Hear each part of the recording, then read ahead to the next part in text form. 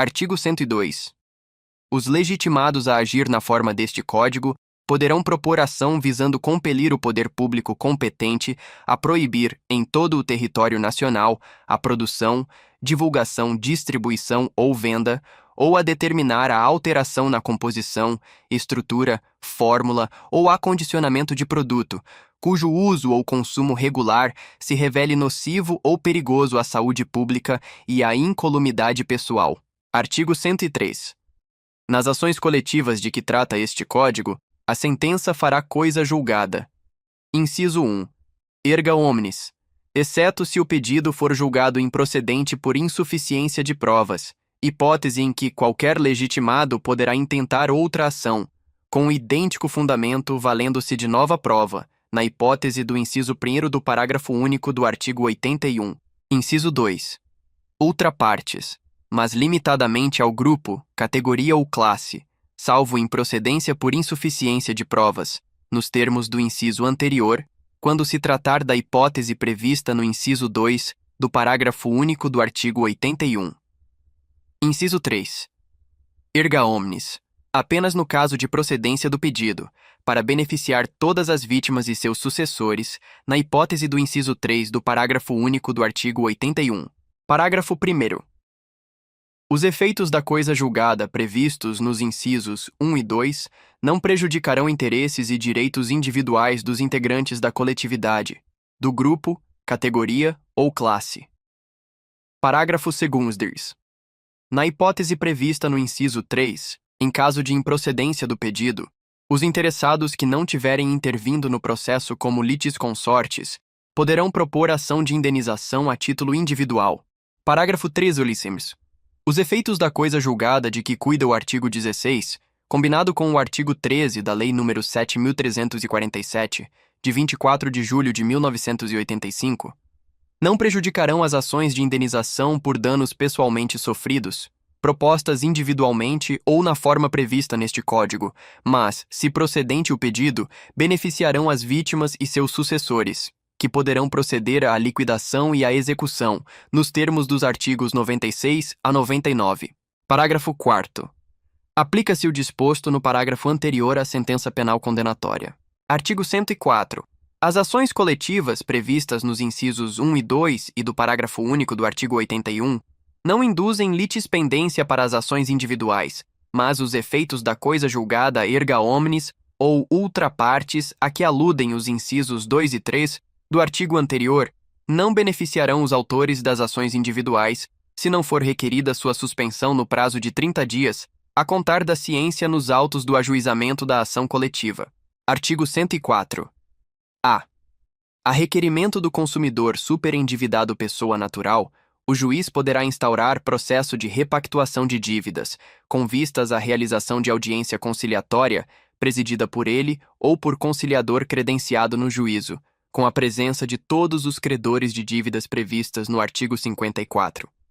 A deste Código, na qual o consumidor apresentará proposta de plano de pagamento com prazo máximo de 5 anos, preservados o mínimo existencial, nos termos da regulamentação, e as garantias e as formas de pagamento originalmente pactuadas. Parágrafo 1º.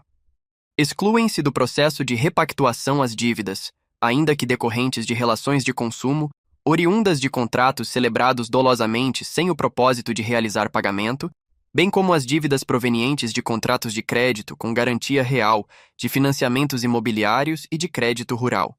Parágrafo 2º. O não comparecimento injustificado de qualquer credor ou de seu procurador com poderes especiais e plenos para transigir, a audiência de conciliação de que trata o caput deste artigo acarretará a suspensão da exigibilidade do débito e a interrupção dos encargos da mora, bem como a sujeição compulsória ao plano de pagamento da dívida, se o montante devido ao credor ausente for certo e conhecido pelo consumidor, devendo o pagamento a esse credor ser estipulado para ocorrer apenas após o pagamento aos credores presentes à audiência conciliatória. Parágrafo 3º. No caso de conciliação, com qualquer credor, a sentença judicial que homologar o acordo descreverá o plano de pagamento da dívida e terá eficácia de título executivo e força de coisa julgada. Parágrafo 4º. constarão do plano de pagamento referido no parágrafo 3º deste artigo. Inciso 1. Medidas de dilação dos prazos de pagamento e de redução dos encargos da dívida ou da remuneração do fornecedor, entre outras destinadas a facilitar o pagamento da dívida.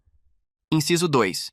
Referência à suspensão ou à extinção das ações judiciais em curso. Inciso 3. Data a partir da qual será providenciada a exclusão do consumidor de bancos de dados e de cadastros de inadimplentes. Inciso 4. Condicionamento de seus efeitos à abstenção, pelo consumidor, de condutas que importem no agravamento de sua situação de superendividamento. Parágrafo 5º. O pedido do consumidor a que se refere o caput deste artigo não importará em declaração de insolvência civil e poderá ser repetido somente após decorrido o prazo de 2 anos, contado da liquidação das obrigações previstas no plano de pagamento homologado, sem prejuízo de eventual repactuação. Artigo 104. B. Se não houver êxito na conciliação em relação a quaisquer credores, o juiz, a pedido do consumidor, instaurará processo por superendividamento para revisão e integração dos contratos e repactuação das dívidas remanescentes mediante plano judicial compulsório e procederá à citação de todos os credores cujos créditos não tenham integrado o acordo porventura celebrado. Parágrafo 1º. Serão considerados no processo por superendividamento, se for o caso, os documentos e as informações prestadas em audiência. Parágrafo 2º. No prazo de 15 dias, os credores citados juntarão documentos e as razões da negativa de aceder ao plano voluntário ou de renegociar. Parágrafo 3º. O juiz poderá nomear administrador, desde que isso não onere as partes, o qual, no prazo de até 30 dias, após cumpridas as diligências eventualmente necessárias, apresentará plano de pagamento que contemple medidas de temporização ou de atenuação dos encargos. Parágrafo 4º. O plano judicial compulsório assegurará aos credores, no mínimo, o valor do principal devido, corrigido monetariamente por índices oficiais de preço, e preverá a liquidação total da dívida, após a quitação do plano de pagamento consensual previsto no artigo 104.